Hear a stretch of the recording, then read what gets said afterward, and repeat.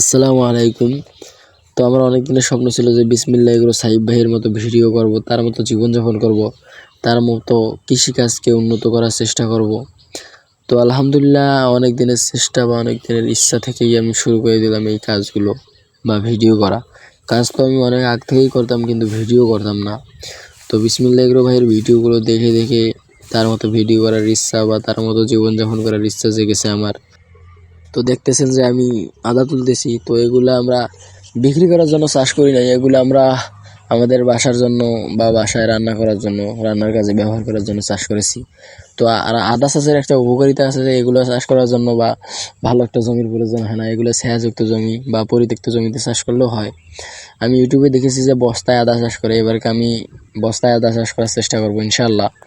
তো আমরা আমাদের খাওয়ার জন্য যেহেতু গেছি, বেশি গাড়ি নাই, তো এর পাশেই হলুদ ছিলাম। তো আমি আদাগুলো রেগুলার এই যে কি থাকে আর কি, শিপা না কি থাকে, এগুলা আমি সরাচ্ছি বসে বসে।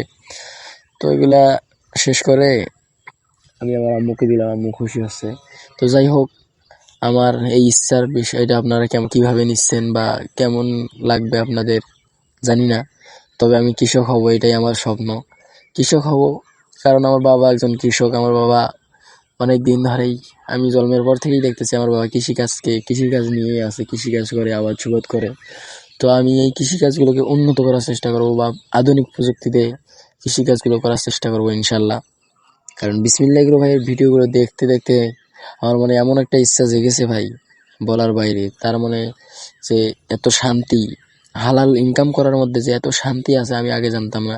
তবে আমার ইচ্ছা যে আমি হালাল ইনকাম করব, যদি সেটা কৃষিকাজ হোক বা কী কাজ হয় হোক, আমার যতই কষ্ট হোক না কেন আমি হালাল ইনকাম করবো, হারামের দিকে যাব না বা ওই শহরের দিকে দৌড়াবো না ইনশাআল্লাহ।